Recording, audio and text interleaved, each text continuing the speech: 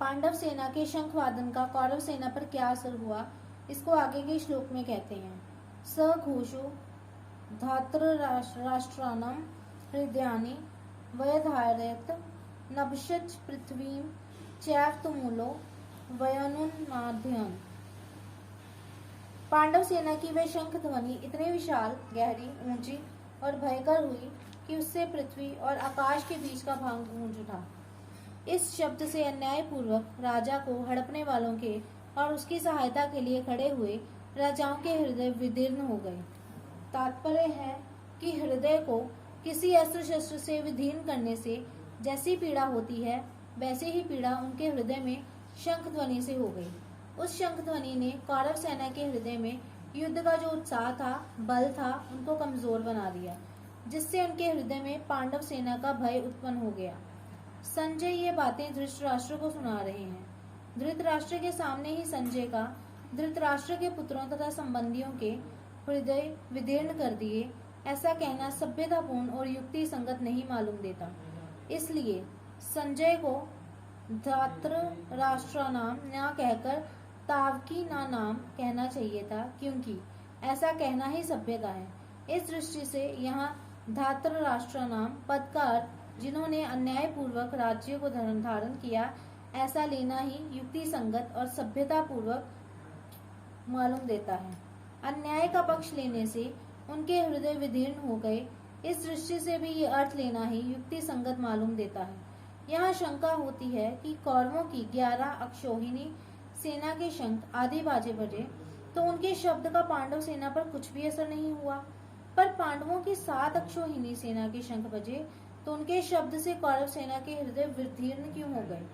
इसका समाधान ये है कि जिनके हृदय में अधर्म, पाप, अन्याय नहीं है, अर्थात जो धर्म पूर्वक अपने कर्तव्य का पालन करते हैं, उनका हृदय मजबूत है, उनके हृदय में भय नहीं होता। न्याय का पक्ष होने से न उनमें उत्साह होता है, शूरवीरता होती है। न्याय का पक्ष होने से उनमें उत्साह होता है, शूरवीरता होती है। पांडवों ने वनवास के पहले भी न्याय और धर्म पूर्वक राज्य किया था और वनवास के बाद भी नियम के अनुसार कौरवों से न्याय पूर्वक राज्य मांगा था।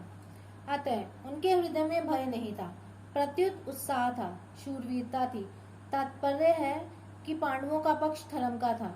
इस कारण कौरवों की 11 अक्षौहिणी सेना के बाजों के शब्द का पांडव सेना पर कोई असर नहीं हुआ, परंतु जो धर्म, पाप, अन्याय आदि करते हैं, उनके हृदय स्वाभाविक ही कमजोर होते हैं।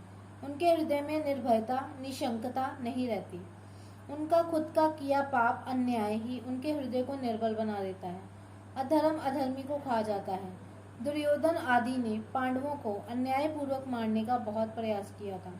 उन्होंने छल कपट से अन्याय पूर्वक पांडवों का राज्य छीना था और उनको बहुत कष्ट दिए थे। इस कारण उनके हृदय कमजोर, निर्बल हो चुके थे। तात्पर्य है कि कौरवों का पक्ष धर्म का था, इसलिए पांडवों की 7 अक्षौहिणी सेना की शंख ध्वनि से उनके हृदय विदीर्ण हो गए, उनमें बड़े जोर की पीड़ा हो गई।